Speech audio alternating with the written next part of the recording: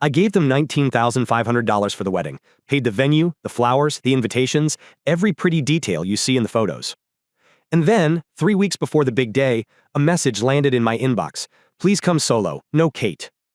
No hello, no explanation. Just 5 words that told me everything I needed to know, so I did exactly what they asked. I didn't bring my wife. I didn't bring myself either. But don't worry. Something else showed up in our place. I didn't ask for a thank you, didn't want a plaque. Just wanted to see my cousin Ryan finally tie the knot without taking out a second mortgage. I figured, hey, I'm not using that vacation fund anyway. Might as well invest it in some overpriced pedals and flatware. Then I got the text. Please come solo. No Kate. No context. No hi. No emoji softener. Just those 5 words like they'd been dropped from a helicopter onto my sanity. For a second, I stared at it thinking I'd missed a sentence. Maybe it was supposed to say, come solo, Kate's gift is separate, or solo cup theme, no Kate involved. But nope. I reread it 3 times. Same message. No, I didn't feel rage. Not at first. I just felt paused, like the kind of quiet you get in a waiting room after someone yells. Kate came in from the balcony, barefoot, sipping her chamomile tea. Her smile dropped the moment she saw my face. Mile tea. You okay? I didn't say anything. Just handed her the phone like it was an eviction notice. She read it in silence. Her eyebrows didn't even twitch, just a quiet hum and a tight smile. Well, she finally said, at least they finally said it out loud. I nodded slowly. They sure did. What are we doing, she asked, already knowing the answer. I unlocked my phone, scrolled through the group chat, Ryan and Heather's love story, and hit leave. I'm doing what they asked, I said. I'm not bringing you. She flinched a little. So you're still going? No, I said. I'm not bringing myself either. She exhaled. That long, weary kind of sigh you let out when you've been holding something in for too long. I figured it'd come to this, she said. Didn't think they'd have the guts to put it in writing, though. Neither did I. The thing is, Kate never started fights, never gave them ammo. She smiled through every joke about her being so chill it's suspicious. She endured Heather's backhanded compliments like, you're lucky you don't have to worry about fashion, and Ryan's silence whenever my name came up like I was a footnote. Still, she held my hand under the table every Sunday dinner and whispered things like, this isn't love. This is guilt, dressed up in family photos. They didn't hate her because she was rude. They hated her because she didn't play. And me? I was the golden retriever of the family. Always eager to help. Always saying yes before I even asked what it was for. You're the solid one, my uncle once said, while handing me a spreadsheet of wedding expenses like I was a human Venmo. So yeah. I paid for the venue. I paid for the open bar. I even paid for the ridiculous balloon ceiling that was supposed to float like a dream. And now, I was uninvited. Or at least, half uninvited. Kate took my hand, thumb brushing over my knuckles. You're not angry, she observed. Not yet, I said. She studied my face, like she was looking for signs of a storm. What are you feeling? I shrugged. Strategic. And that was the beginning. Not the wedding, not the fallout, not even the silence after the storm. The beginning was the decision, not to show up, not to scream, not to plead, but to plan. Because they didn't just disinvite my wife, they poked a sleeping giant, and I've never been good at playing dead. 2 days after I left the group chat, my mom called. I didn't pick up. She texted instead. Let's not make this a thing. Ryan really wants you there. That was rich. Considering Ryan hadn't said a word. Not after the message. Not after I paid the deposit on the string quartet. Not after I dropped $2,000 on custom embossed invitations that, ironically, still had my name listed under hosts. Kate saw the text over my shoulder. She thinks this is patchable, she said. Like you're a crack in a teacup and she can just pour hot water over you until you fuse back together. It wasn't even mean. Just accurate. Kate didn't do spite. She did truth. I didn't reply.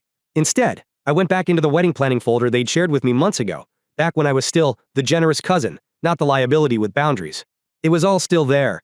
Spreadsheets, vendor contacts, the cake sketch Heather had insisted on like it was the Sistine Chapel of baked goods. 5 tiers, she'd said. The top layer should symbolize eternity. Why? I'd asked back then. You planning to freeze it with Walt Disney's head? She didn't laugh. Heather never laughed at my jokes. Unless Ryan did first. And Ryan only laughed when he thought someone else might be watching. Kate told me once, Ryan loves a performance. He just doesn't know the difference between the spotlight and the sun. At the time, I thought she was being poetic. Now I think she was being generous. They didn't want us there because we didn't match the aesthetic. Not the blush-toned, cream-colored, sun-kissed Instagram romance they were manufacturing. Kate was too real. I was too aware. Together, we were a glitch in the matrix. Gullin. 3 weeks before the wedding, I stopped receiving updates. No more texts about rentals. No more questions about chair types or charger plates. At first I was relieved. Then I noticed I was removed from the document access. Ah, Kit. I guess my money made the cut. My presence didn't. I called my sister Jess. She always knew the family temperature before it hit the thermostat. They think Kate's a pea garrulum, she said bluntly. Not loud. Just inconvenient. For existing? For existing without apologizing. That stung. Because it was true. Kate didn't shrink. She didn't over-explain. She wore flat shoes to formal events and never smiled unless she meant it. Heather once said she was intimidating in a subtle way, like a librarian with a switchblade. And Ryan, my dear cousin Ryan, who once convinced me to cover his rent freshman year because he forgot student loans existed, he said nothing. No defense. No explanation. Just silence. I don't know what hit harder, the exclusion or the fact that no one was surprised by it. That night, Kate made dinner. Lentil curry. Heavy on the garlic, the way I like it when the world feels heavy. We ate in silence until she said, "You ever wonder if they liked you better before you were happy?" I paused. What do you mean? I mean, maybe they preferred you tired, generous, a little lonely, easier to use. I looked at her, really looked. The woman they'd blacklisted. The one they treated like static at the edge of a perfect family photo. They ever try to get you alone? I asked. She nodded slowly. Once. Heather messaged me, said I seemed cold, asked if we were having key garrulums, said you'd been distant lately. My stomach twisted. When? Right after we got back from Asheville.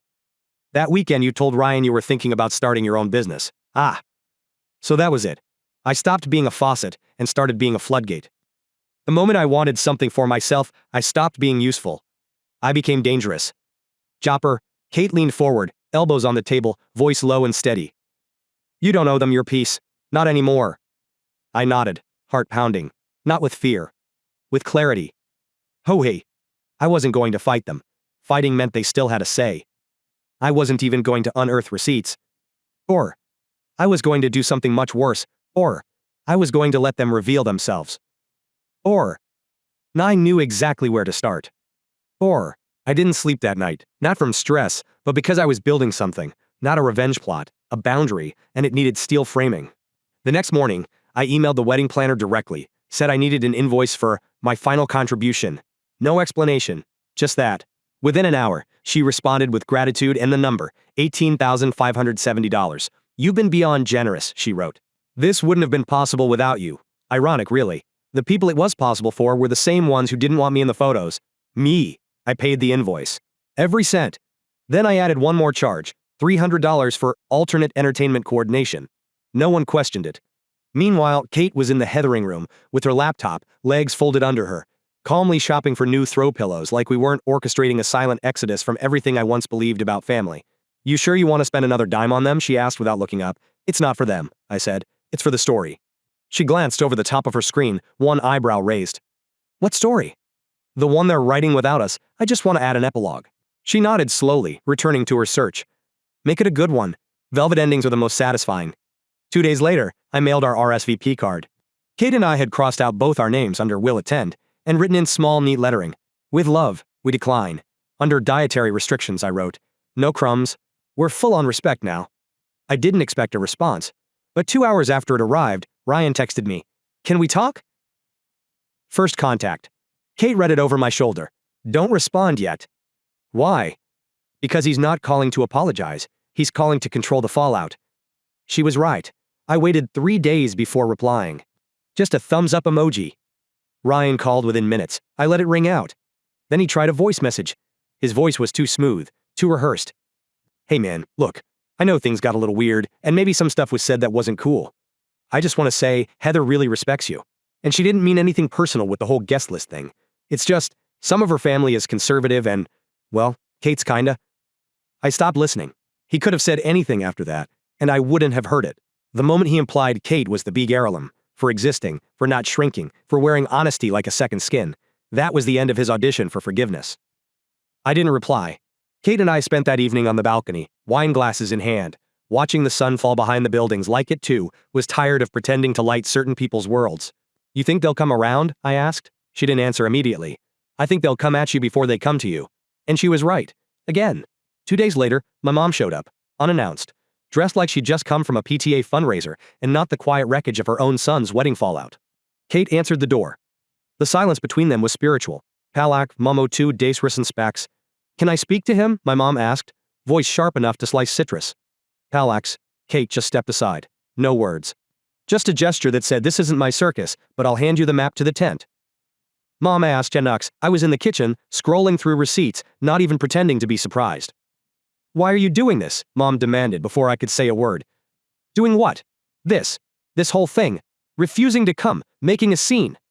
I didn't make a scene, I said. I RSVP'd. You humiliated Ryan. No. Heather humiliated Kate. I just chose not to smile through it. She huffed, arms crossed, eyes darting for control. She's your cousin, family. So's Kate. My mom's mouth tightened. You're being petty. I tilted my head. Funny. That's what I thought when you stayed silent. She flinched. Just slightly. Then said, this isn't how we handle things. No, I said, this is how I handle things now. She looked at me like I was a museum exhibit. Something old she didn't recognize anymore. Something that had outgrown its frame. Is this Kate's doing? No, I said. This is what happens when you stop feeding dysfunction. The silence that followed was the kind that comes after someone breaks a glass in a room full of denial. When she finally left, she didn't say goodbye, just adjusted her bag and walked out like she was escaping bad lighting. Kate found me in the kitchen, holding the same wine glass I'd filled an hour ago. She didn't ask what was said. Just poured herself a drink, clinked her glass against mine and said, to velvet endings. And I whispered back, to clean cuts. The official wedding email came 2 weeks out. It was glossy, over-designed, filled with fake joy and real urgency. We can't wait to celebrate with you. Dress code, champagne elegance. Heather is so excited to walk down the aisle in her custom gown. No mention of me. No mention of Kate. Just a paper smile plastered across pixels. It was like watching a magic trick I already knew the secret to. They'd buried the knife under 7 layers of pastel font and gold foil. But I could still feel it in the tone, the forced sparkle of people pretending the damage hadn't happened. I could have let it slide. Could have let them coast toward their big day without interference. But something about the phrase, champagne elegance, made me feel like lighting a match. Not to burn. Just to warm the air. I called the venue. Hi, yes, I was one of the primary financial contributors for the Brennan Wild wedding. I had a quick question about dietary accommodations. The woman was polite, professional, confirmed my identity and said, of course, what could she help with? I just wanted to make sure you received the update regarding the surprise dessert display. She paused. The what now? Bingo. I gave her a smile she couldn't see and said, check the notes under the catering file. You'll see a line item marked, alternate entertainment coordination. Just making sure the instructions were received in time. There was some clicking, some silence. Then a cautious, oh, I see. Yes, that certainly is unique. Isn't it just? I said, then hung up. Kate looked up from her book when I walked back in. What did you do? Nothing illegal. That's not the question I asked. I grinned. Just ensured the memory. We didn't speak about it again. Not because it was a secret, but because the best theater requires no rehearsal. You just let the actors walk on stage. 3 days before the wedding, the group chat that I'd left suddenly exploded again. Just screenshot the frenzy. Yes, quiero meus. Ryan had sent a desperate all-caps message. WHO made changes to the program order? Apparently, the digital slideshow they'd planned to loop on the ballroom screens, the one full of childhood photos and couple shots with inspirational quotes, had mysteriously been edited. Someone had slipped in a single frame, just one, a photo of Kate and me on a hiking trip, smiling like people who didn't need approval. The caption read, happiness isn't about being included, it's about being free. It had only flashed for 2 seconds during a test run, but it was enough. Jess said Heather had a meltdown, claimed it was sabotage, demanded to know who gave me access to the slideshow folder. They forgot I helped create it 3 months ago. They took it down immediately, re-uploaded the original, but they couldn't unsee it. And once people start wondering what's wrong behind a wedding curtain, the questions don't stop. That night, I got a call from Aunt Teresa, Ryan godmother, and the closest thing that family had to an honesty enforcer. She opened with, I heard you're not going. Nope, I said. You know they're saying Kate made it uncomfortable. Did Kate insult anyone? No. Mock the wedding? No. Refuse an invitation? Pause. Then, she was never invited. There's your answer. She sighed. I'm not judging, just wondering why none of this was said out loud sooner. I didn't have the heart to tell her it was. They just didn't hear it until it messed with their optics. 2 days before the wedding, I got a notification. A payment reversal attempt, $300, from Ryan. Apparently, he'd finally looked close enough at the budget and flagged my alternate entertainment charge. He sent a Venmo request with the note. Hey man, didn't approve this. Can we get this back? I declined the request. Kate saw it pop up on my phone. She tilted her head and said, "He really thought he could cherry-pick generosity." I hit decline again, just in case he didn't get the message. And then I sent him a message of my own, a photo of the RSVP card we'd sent. I zoomed in on the line. "We're full on respect now." Then I added 3 words. "Try serving that." No reply. Not that I expected one, because silence was finally doing what my voice never could. Saturday dawned like a filtered photo, bright but artificial, the kind of weather brides pray for and grooms ignore while sweating into overpriced tuxedos. I woke up at 9 a.m. to Kate already sipping her coffee, one leg tucked under her on the couch, flipping through a book with all the serenity of someone who hadn't just skipped a family wedding we'd bankrolled. "You good?" she asked without looking up. "Feeling poetic." She smirked. "That usually means someone's about to regret something." The ceremony started at 4 p.m. sharp. We knew because the Heatherstream link was sent out to the whole family group. Not directly to us, of course, but Jess forwarded it with a wink emoji and the words, "Thought you might want to see how the empire's holding up." I poured a drink. Kate raised her glass. "To Imperial Delusions." We clicked glasses and hit play. It was fine. No, really. It was the kind of wedding you see on Instagram and scroll past with vague admiration and a mild eye roll. Neutral tones, dramatic florals, an officiant who looked like he moonlighted as a meditation coach. Heather walked down the aisle like a Pinterest board come to life. Ryan stood there with the dazed look of a man who had accidentally opened a browser tab titled, "What Have I Done?" They exchanged vows, the camera panned. Family clapped, nobody cried. But it was the reception we were waiting for. We muted the video until the MC took the mic, voice full of glitter and sugar.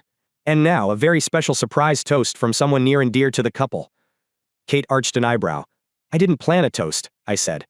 "Exactly," she replied. The camera followed a man as he rose from his chair, confidently walking toward the mic. It was Uncle Gary. Gary wasn't on the official schedule. He wasn't even close with Ryan, but there he was, clearing his throat and tapping the mic like a wedding DJ turned truth teller. "I'd like to say a few words," he began, "not just about Ryan and Heather, but about what family means." Everyone nodded politely. "You see," he continued, "family isn't just about blood, it's about showing up. About being there not just for the pretty parts, but for the hard parts. And sometimes, the most loyal family member in the room is the one not sitting at the table." Kate froze. I sat forward. This wedding happened because of someone who isn't here tonight, someone who gave without conditions, who supported without being asked twice, and who got erased from the guest list because they loved someone who didn't fit the photo op. Gasps. Real ones. Heather visibly stiffened. Ryan blinked like he was trying to remember if this was in the rehearsal. "But don't worry," Gary said with a smile. "I'm not here to cause trouble. Just here to remind all of us that the people who stand by you in private deserve to be honored in public." A beat. "To the ones who are full on respect now," he said, raising his glass. "You taught us something, even if some of us were slow learners." Kate's hand found mine. Heather stood up, awkwardly clapping, trying to lead a cheer, but it fizzled like a wet firework. Ryan said nothing. Nice. The camera cut to Mom, her face tight as a drawstring. "We didn't cheer. We didn't gloat. We just toasted the screen and turned the Heatherstream off." "They're gonna implode," Kate said softly. "Maybe," I said, "but they'll do it looking fabulous." By Sunday, the messages started. "What did you tell Gary? How could you do this on their special day?" This wasn't classy. I didn't respond to any of them. Mostly because they were wrong. It was extremely classy. What they meant was, it wasn't controlled. It wasn't sanitized. It wasn't manipulatable. For the first time, the truth didn't come whispered through closed doors. It came through a microphone. And the best part? I hadn't planned it. Gary did it on his own. Maybe out of conscience. Maybe out of pettiness. Who knows? But in a room full of polite masks and filtered affection, one person dared to raise a glass to the uninvited. And that was more than enough. By Monday, the group chat had changed names again. First it was Ryan and Heather's love story. Then it became Celebration Central. Now it read, Family First. I laughed out loud when I saw it. Kate peered over her cereal. "They rebranding again?" "Yep. From toxic to tragic to TED Talk," she smirked. "What's the keynote? Gaslighting for beginners?" The messages came faster now, from cousins, from old aunts, from people who hadn't texted me since I sprained my ankle in 8th grade. "We didn't know. They said you backed out. It was never meant to be personal." "Right. Because telling someone please come without your wife is just a quirky misunderstanding." The kicker was a message from Ryan. Not a call. He still hadn't worked up the courage for that, but a long, painfully polished message that read like it had been drafted, edited, and reviewed by legal. Donne, blank, underscore, Donne, hey, just wanted to say I'm sorry for how everything went down. I know things got twisted. Heather was under a lot of stress, and maybe she made some decisions that weren't fair. I should have handled it better. You've always been solid, and I hope this doesn't change anything long term. Family's family. Hope we can talk soon. Blank, underscore, blank. I didn't respond. Not because I was angry. Key, O'Malley. Because I was tired. Tired of being the peacekeeper, the explainer, the one who turns betrayal into bedtime stories. Kate read it over my shoulder and shook her head. He wants you to come fix it. Again. I nodded. But the toolbox is closed. That night, Jess called. She didn't waste time on fluff. Okay, cards on the table. Heather is spiraling. Why? Because people keep asking why we didn't invite you and Kate. Aunt Teresa's toast went semi-viral. Someone posted it on TikTok with dramatic music and a text overlay that said, "The unsung hero of this wedding wasn't even there." I blinked. Please tell me you're joking. Oh, I wish I was. There's even a slow zoom on Mom's face mid-toast. Captioned, "When the facade cracks but you keep sipping Prosecco." It's got 123,000 views. Kate laughed so hard, she nearly spilled her tea. Jess continued. Heather is blaming everyone but herself. She told Ryan you planted Gary's speech. He did that all on his own. She doesn't care. Reality's inconvenient. Good thing I stopped applying for it. Jess hesitated, then said quietly, "They're planning a second reception. Just close family. No drama. A sort of reset." I nearly choked on my drink. A wedding sequel? That's not a reset. That's a spin-off. They want you there. Of course they do. Just you. Ah. There it was. Not Kate. Just me. Again. Like she was the seasoning they could scrape off the dish and still call it the same meal. They still don't get it, I said. They really don't. I hung up without confirming anything. The next day, a formal invite arrived by courier. No joke.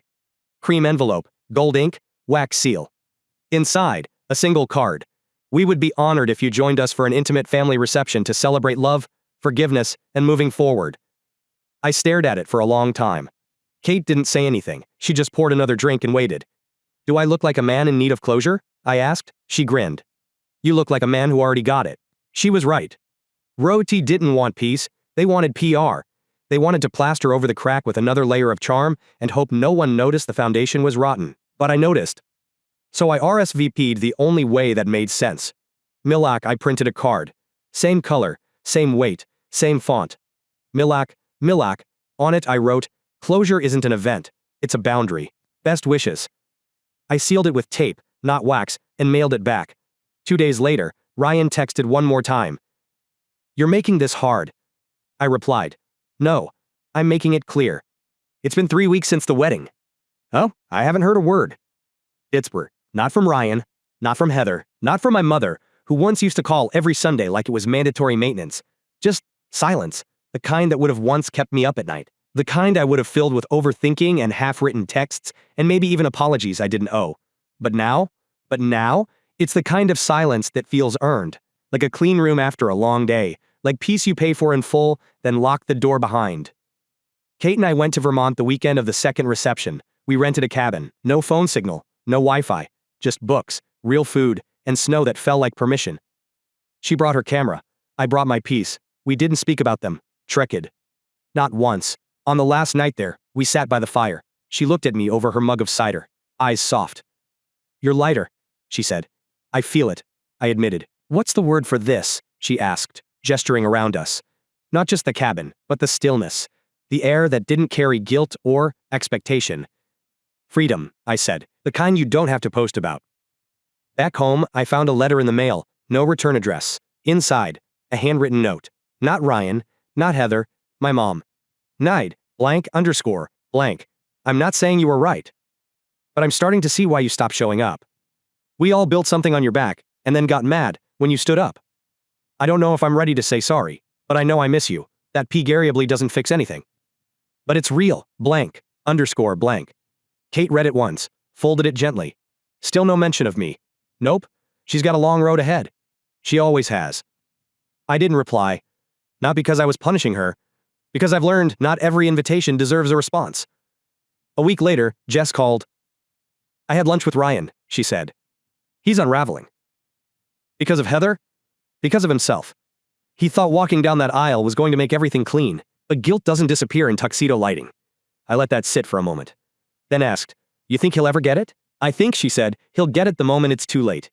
That same afternoon I went through old boxes, stuff I hadn't touched in years. Graduation photos. Family albums. Cards with my name misspelled because no one ever remembered the extra E. I pulled out a picture of me and Ryan when we were kids, mud on our faces, smiling like we had no idea the world could fracture so quietly. I didn't feel sad. I felt done. There's power in recognizing who someone was to you and releasing who they'll never be, so I framed the photo, put it on the shelf next to a candle. Whiling. Kate noticed it that evening. That new? Just something old, I said. A reminder. Of what? That even the people who disappoint you the most were once just kids who didn't know better. She leaned against my arm. You ever think you'll reconnect with them? I shook my head. I think that bridge burned itself. And then we laughed. Not bitter, not cruel, free. Later that night we toasted, just like we did every Friday now. She raised her glass. To what's behind us.